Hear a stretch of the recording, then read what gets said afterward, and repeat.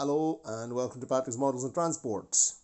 Here's some details on the 90 by 100 centimeter board, baseboard. And in a previous video I was telling you that I was making something under the board to make sure that it doesn't accidentally slide off the top of the trolley. Because as you can see, this is my trolley that you've seen in so many other videos. I bought this years ago on Amazon because I needed a trolley for putting dictionaries and things on in the studio, and general odd job trolley. You can see that it's a sort of storage area for all sorts of things, from kitchen paper, toilet paper, rails, old calendar, my work bag and other odds and ends, bars of soap, etc, etc. There's some Lima controllers in there, Mehano rails, Mehano controllers, so it's a sort of odd job place. And when it's being used as a trolley, there's that board, that's actually that brown, it's not wood, it looks like wood, it's actually an old picture frame that got warped with some rain, and instead of throwing it away, it's got a nice wooden frame around it with cardboard at the back, and I just put it as a support over here with this crocheted Romanian traditional crocheted cover. And there's a useful book if you're ever interested in learning some English vocabulary. This is a very good book, English Vocabulary in Use, Elementary. This way you can practice your vocabulary associating words, terms, expressions directly to images.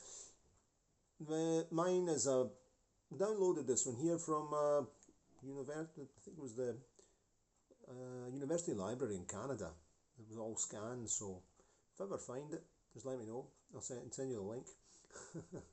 I could make a post. I don't really know. Anyway, that's a very good book. Very good book. Anyway. Oh, there's my sanding paper pads on top of a clean pair of trousers. Well, they're mag trousers, so they're there for ironing. Okay, let's forget about it. Okay, so what am I doing here? What did I do? To stop it from sliding off there, with what was left of these thinner wooden profiles here, I cut them with a frame jig, the picture frame jig, 45 degrees, and glued them here in position after taking measurements with PVA glue, there and there.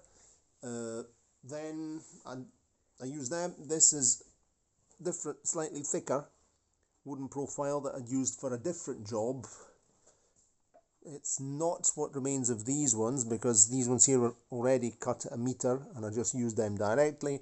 This was from a job I did for the windows shutters here at home this summer, and I just glued them in position, glued them on with PVA glue, held them in place with paper tape, because I worked like this with the board vertical. I didn't put the board horizontal, just held them in place with paper tape.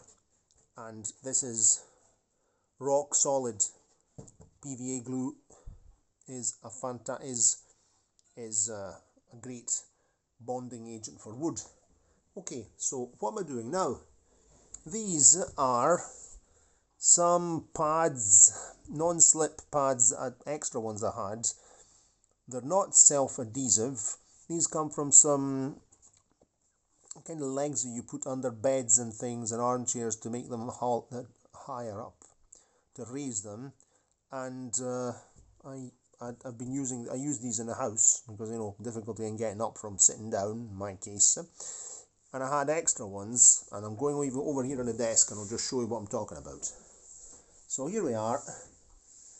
These, they don't have any sticky anything on them, so I'm just putting a thin layer of Yoo-hoo. In this case here, I'm not even using Bostik, just Yoo-hoo, one side, spread it on with a cotton bud, and then